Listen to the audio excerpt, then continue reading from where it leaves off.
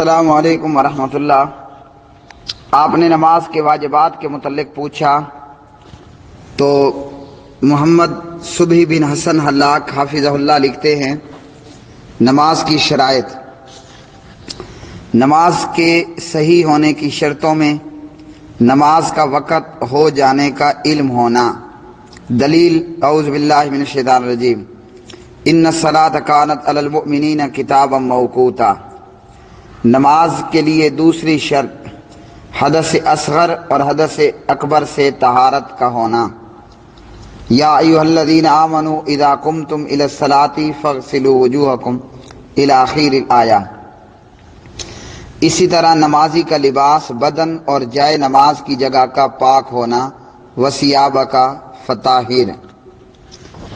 اسی طرح نماز کی شرطوں میں سطر کا ڈھانپنا، یا بنی آدم خذوا زینتکم عند کل مسجد۔ اسی طرح نماز کی شرائط میں سے قبلہ رخ ہونا۔ قد نری تقلب وجہک فی السماء فلنولینک قبلۃ ترضاها فول وجہک شطر المسجد الحرام۔ اسی طرح نماز کے واجبات اور نماز کے ارکان نماز میں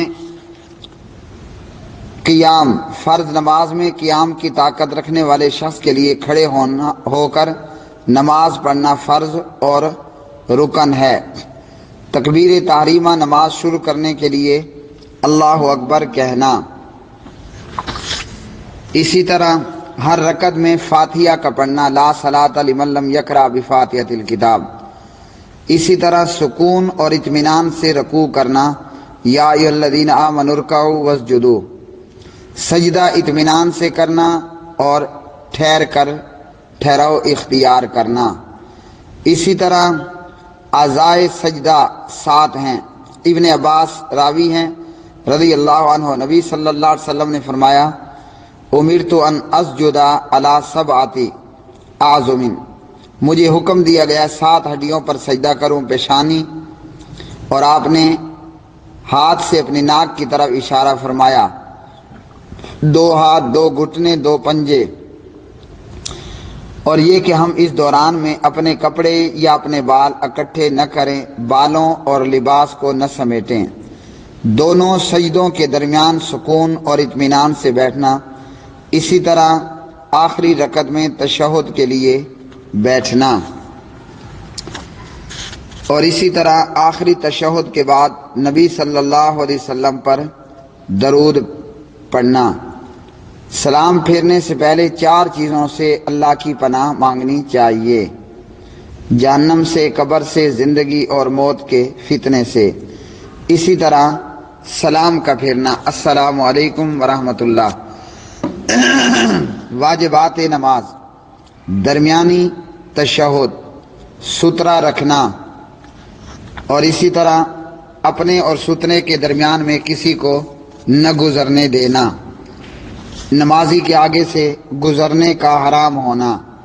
نماز کی قولی اور فعلی سنتیں: دعائے افتتاح یعنی ثنا یا اللہم باعد بینی و بین خطایایا کا پڑھنا، اعوذ باللہ من الشیطان الرجیم کا پڑھنا، آمین اونچی آواز سے پکارنا، پہلی 2 رکعتوں میں فاتحہ کے بعد کوئی سورت ملانا، بعض اوقات پچھلی 2 رکعتوں میں بھی قرات کر لینا، یعنی فاتحہ کے ساتھ کسی اور سورت کا پڑھ لینا۔ رکوع اور سجدے میں تسبیحات: حذیفہ بیان کرتے ہیں رضی اللہ عنہ، نبی صلی اللہ علیہ وسلم کے ساتھ نماز پڑھی، آپ نے رکوع کیا، سبحان ربی العظیم پڑھنے لگے، سجدہ کیا تو سبحان ربی الاعلیٰ کہنا۔ رکوع اور سجدے میں جانے اور ان سے اٹھنے کے لیے اللہ اکبر کہنا۔ رکوع سے اٹھنے پر ربنا ولک الحمد اس مسنون کا دعا پڑھنا۔ 2 سجدوں کے درمیان اللہم اغفر لی وارحمنی واجبرنی مکمل دعا کا پڑھنا۔ پہلے تشہد کے بعد رسالت مآب صلی اللہ علیہ وسلم پر درود پڑھنا۔ اسی طرح دوسرا سلام پھیرنا، رفع الیدین کرنا، سینے پر دایاں ہاتھ بائیں ہاتھ کے اوپر رکھنا، نظر سجدے کی جگہ پر رکھنا، سجدے میں جاتے ہوئے ہاتھ زمین پر گھٹنوں سے پہلے رکھنا وغیرہ وغیرہ، اور کم از کم رکوع اور سجدے میں مکمل اطمینان کرتے ہوئے 3 بار سبحان ربی العظیم یا سبحان ربی الاعلیٰ سجدے میں پڑھنا، تاکہ رکوع سجدہ مکمل اطمینان سے ہو۔ وغیر ذالک، فقہ کتاب و سنت، مکتبہ دار السلام، واللہ اعلم بالصواب۔